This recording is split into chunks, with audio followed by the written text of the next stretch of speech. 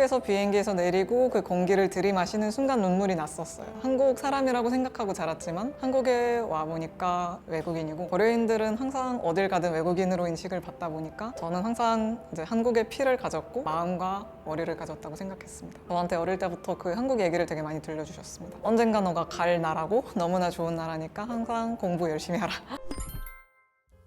안녕하십니까. 우즈베키스탄에서 온 고려인 4세이자 7개국어를 구사하는 디스플레이 공학자입니다. 한국에 온 지 9년 정도 됐습니다. 저는 고려인 4세인데, 고려인이라는 말은 이제 중앙아시아와 러시아에서 거주하는 재외 동포의 명칭이라고 보시면 됩니다. 독립운동을 하다가 강제 이주를 당해서 이제 다른 나라에서 정착하신 분들을 고려인이라고 부릅니다. 제가 듣기로는 이제 독립운동을 하고 강제 이주를 당한 다음에 정말 어렵게 정착을 했는데, 또 이제 한국의 유전자라는 게 항상 부지런하고 되게 열심히 살다 보니까 결국에는 잘 살게 된 것으로 알고 있습니다. 그 당시에 강제 이주를 하면서 우즈베키스탄, 카자흐스탄, 러시아 여러 군데로 보냈는데, 운명이죠. 어디로 보내는지는 고려인들이 결정하지 않았고 그냥 정부가 보낸 것이 우즈베키스탄이었습니다. 저는 이제 좋은 부모님을 만나서 운 좋게 항상 하고 싶은 것을 하면서 살았지만, 아무래도 고려인은 우즈베키스탄의 원주민이 아니다 보니까 이제 여러 가지 차별이라든지 그런 것들도 당하긴 했지만, 그 덕분에 또 멘탈이 강해졌고 오히려 좋은 것이라고 생각합니다. 대표적으로 저는 항상 전교 1등을 유지했지만 원주민들보다 조금 더 힘들었던 시절이 있었습니다. 성적을 받을 때도 원주민이 받는 성적과 제가 받는 성적의 기준이 너무나 달랐고, 제가 그래서 항상 언제나 만점이 아니면 좋은 성적을 얻기가 힘들었기 때문에 오히려 이게 저한테 좋은 동기부여가 됐다고 생각합니다.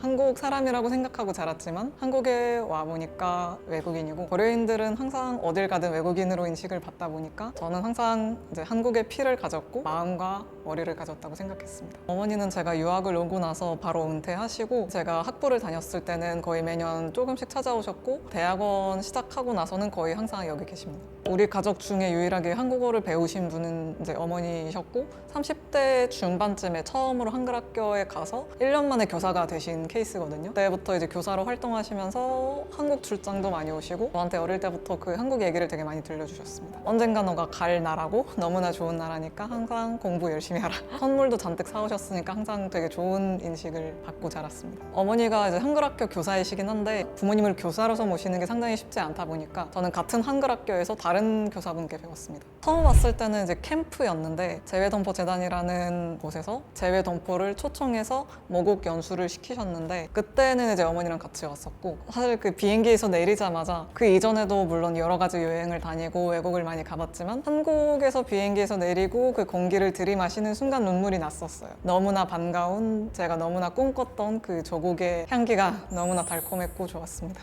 캠프였기 때문에 봉사자분들이 계셨고, 봉사자분들이 우리를 마중 나오셨고, 뭐 호텔까지 이렇게 안전하게 갈 수 있게끔 도와주셨는데, 사실 그날에서 제일 생생했던 기억은 그 비행기에서 내린 순간, 그리고 공기를 들이마시고 눈물이 났던 순간이 제일 기억에 남았습니다. 항상 저 빼고 이제 출장으로 오셨기 때문에 우리 딸과 같이 왔으면 좋겠다는 생각을 항상 하셨다고 해요. 그래서 드디어 이제 같이 올 수 있게 됐고, 또 그때가 이제 사실 뭐 유학의 시작이 아니었지만 그래도 곧 있으면 유학을 오겠다는 그 생각으로도 되게 설레고 좋았던 것 같습니다. 저는 항상 조국에 대한 그런 애정이 매우 강했고, 태어날 때부터 이제 고려인으로 살았고 돌잔치도 보내고, 항상 너는 한국인이다 라는 말을 들으면서 자랐기 때문에 자연스럽게 한국에 대한 꿈이 생겼고, 그래서 그 꿈을 향해 항상 공부하고 되게 노력했던 것 같습니다. 유학을 오기 위해서 재외동포재단에서 이제 초청 장학생을 모집한다는 걸 알았기 때문에 항상 성적을 되게 열심히 관리했고, 그래서 전국 1등을 찍어서 정부 초청 장학생으로 오게 됐습니다.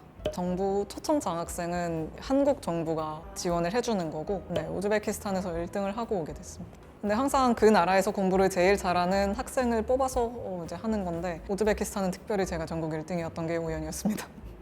아무래도 제가 어렸을 때부터 이제 유학을 가겠다는 생각으로 저를 키우셨고, 항상 윗세대 분들, 고려인 3세, 고려인 2세 분들이 이루지 못하신 꿈을 제가 대신 이뤄줄 수 있다는 생각에 부모님도 항상 뿌듯해 하셨고, 물론 이제 아버지 같은 경우에는 한국어를 못 하시는데 자기도 가본 적 없는 이 나라에 딸을 보내기가 되게 조심스럽긴 하셨어요. 그래서 저는 러시아하고 한국 이제 유학을 동시에 준비했고 둘 다 합격했는데, 가족끼리 이제 고민하고 실제로 논의해봤을 때는 조국이 훨씬 낫다는 생각에 기쁘게 보내게 됐습니다. 대부분 못해요. 왜냐면 이제 고려인 2세까지는 그래도 잘 하셨는데 그 다음에 소련 시대 때는 한국어를 배울 수 있는 기회가 아예 없었고 그리고 한국과의 관계가 없었기 때문에 그 윗세대 분들도 최대한 한국어는 가르쳐주지 않고 너는 이제 러시아어권 나라에서 사니까 러시아어 열심히 배워라 했기 때문에 3세부터는 러시아어만 하게 됐습니다. 사실 뭐 우즈베키스탄에서는 저는 항상 공부가 되게 쉽다고 생각했고 전교 1등 유지하는 것도 그냥 노력만 하면 되는 것이다. 그건 부모님도 이제 지켜보시면서 알고 계셨지만 낯선 나라에 가서 언어도 제대로 못하는 채로 공부를 하게 되면 되게 힘들겠다는 것을 부모님도 예상하셨고 저는 그때 뽕에 차서 그런 것을 끝까지 이해하지 못했지만 막상 와보니까 너무 힘들었고 그 말이 되게 잘 와닿았던 것 같아요. 나중에 시간이 지나서 처음에는 이제 한국어가 잘 되지 않았기 때문에 수업의 30%밖에 이해하지 못했어요. 그런데 서울대학교 전기과이다 보니까 과거 친구들하고 경쟁을 해야 했고 또 교수님들은 너네들 다 배웠지? 라는 스탠스로 이제 수업을 하셨기 때문에 그걸 이해하는 게 상당히 힘들었습니다. 물론 1학년 때만 그랬고 점점 올라가면서 4학년 때는 이제 올 A로 졸업할 수 있었습니다. 다른 외국인 친구들은 보통 이제 영어 수업을 많이 들으시는데 저 같은 경우에는 한국인이 되는 것이 꿈이었고 그래서 한국어 실력을 빠르게 끌어올리려면 아무래도 한국어 수업만 들어야 된다고 생각했고 한 번도 필수가 아닌 영어 수업을 들은 적 없습니다. 한국에서는 수학 천재들이 정말 많고 수학 교과정이 엄청 잘 되어 있지만 우즈베키스탄 같은 경우에는 국영수보다도 교양 쪽에 초점을 맞추거든요. 그래서 저희는 뭐 국영수 적당히 하되 뭐 사교 댄스, 뭐 수영, 연극, 체스 그런 것들을 되게 프로페셔널하게 배웠지만 수학은 그 정도는 아니었어요. 그러다 보니까 저는 고등학교 3학년까지만 해도 미적분학은 너네들은 대학교에 가서 배워라 라는 말을 듣고 공부했지만 여기 와보니까 미적분학 왕들하고 경쟁을 하게 됐어요. 그때 이제 미적분학이 제일 힘들었던 것 같고 사실 우즈베키스탄에서 학교를 다녔을 때 되게 공부에 대한 열정이 저는 강했지만 주변 친구들은 그다지 강하지 않았어요. 그러다 보니까 항상 저처럼 공부에 미치는 사람들하고 같이 해보고 싶다는 생각이 있었는데 서울대학교에 와보니까 실제로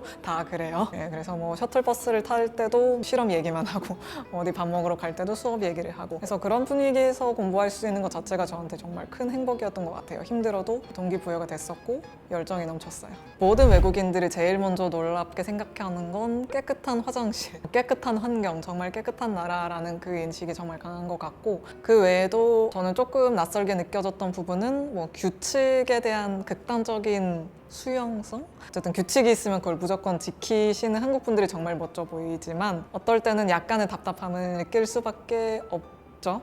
네, 하지만 규칙은 중요하니까 항상 지키려고 노력합니다. 예를 들면 저는 어릴 때 이제 흑해에 가서 바닷가 놀이를 되게 많이 했는데 그럴 때마다 구명조끼라는 개념을 생각해 본 적 없거든요. 한 번도 10살짜리였을 때도. 그래서 엄청 깊은 뭐 수심이 30m인 곳에서도 그냥 자유롭게 이제 물놀이를 했는데 여기 와보니까 캐리비안 베이 같은 워터파크에 가도 다 구명조끼를 끼고 하는 것이 저한테 상당히 충격적이었습니다.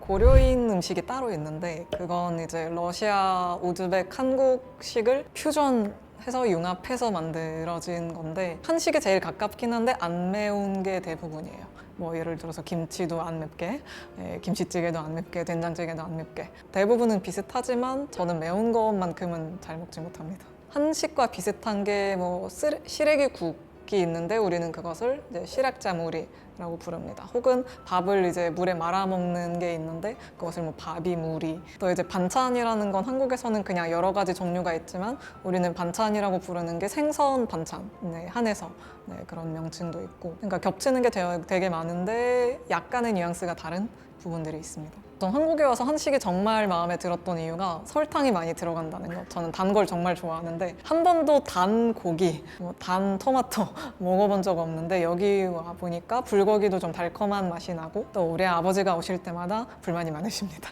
누가 고기에 설탕을 넣었냐.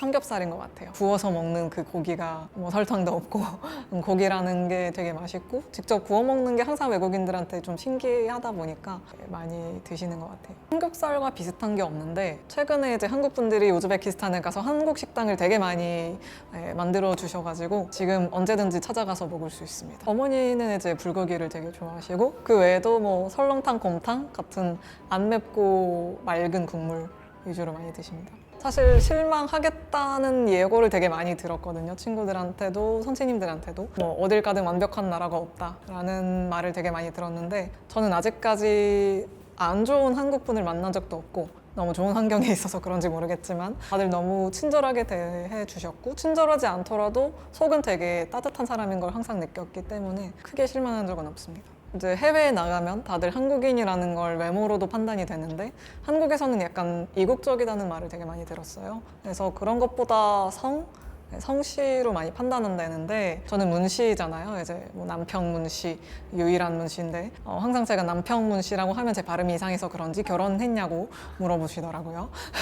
네. 문씨라고 하더라도 무슨 그냥 외국 성씨라고 생각하시는 분들이 계시는 것 같아요. 한국에서는. 그래서 고려인이라는 걸 설명하려면 되게 많은 노력이 필요합니다. 우즈벡에서는 한눈에 보면 알아요. 너무나 다르니까 생김새가. 현재는 이제 삼성전자 MX 사업부에서 XR이라는 이제 VR, AR 기기를 개발하고 있습니다. 작년 12월에 공개한 우리의 첫 번째 제품은 무한이라는 프로젝트가 이제 말 그대로 XR 기기인데 VR이라는 게 가상현실이거든요. 네, 그래서 요즘은 뭐 메타버스라든지 그런 단어들이 좀 핫해졌는데 현실을 초월해서 가상 세계에서 뭔가 새로운 활동을 펼쳐나갈 수 있는 기회를 주는 기기라고 보시면 될 것 같아요. 저는 사실 아버지도 어머니도 되게 공부를 잘 하셨고 어머니는 특히나 이제 문과 쪽에 이제 재능이 많으시고 아버지는 이과 이제 건축공학자이신데 그래서 항상 제가 공부를 했을 때 문이과 융합을 강조해 주신 것 같고 그 덕분에 저도 이제 유학을 와서 전기과랑 너무너무너과라는 두 가지 관계가 없는 전공을 동시에 하게 됐습니다. 아버지는 서련 당시에 이제 그 러시아에 유학을 마찬가지로 정부 초청 장학생으로 갔다 오셨고 어머니는 유학을 가지 않았지만 일을 하면서 전 세계를 돌면서 이제 다닐 수 있었습니다. 처음에는 문화부에서 일을 하셨고 그때는 이제 소련 시대 때 우즈베키스탄의 문화를 다른 나라에 가서 소개하는 일을 하셨어요. 네, 그리고 소련이 이제 망가지고 나서는 이제 교사로 직업을 바꾸셨습니다. 저는 사실 고등학교 때부터 삼성전자에 입사하는 것이 꿈이었어요. 제가 자랐던 환경에서는 스마트폰 도입이 되게 늦었어요. 한국에 비해서. 그래서 제가 고등학교를 다녔을 때 돈 많은 이제 친구가 처음으로 스마트폰을 가지고 와서 그걸 보여줬는데 너무 기적 같은 그런 제품이다 보니까 나도 나중에 커서 저런 기적 같은 제품을 만들어 보고 싶다라는 생각으로 진로를 설계하게 됐고 그래서 서울대 전기과를 선택한 이유도 삼성전자가 제일 선호하는 학과였기 때문에 그렇게 가게 됐습니다. 크게 두 가지가 있는 것 같은데 하나는 이제 화목한 가정을 꾸리면서 저를 닮은 아이를 낳고 이제 그 아이는 고려인이 아닌 진정한 한국인으로 자랐으면 좋겠습니다. 또 이제 직장인이라면 누구나 꿈꾸는 게 있죠. 뭐 임원 같은 그런 큰 위치까지 올라가 보고 싶은 마음이 없지는 않지만 사실 생각해보면 임원이라는 타이틀 자체보다도 지금 제가 모시는 그 임원분처럼 멋진 사람이 되는 것이 꿈인 것 같습니다.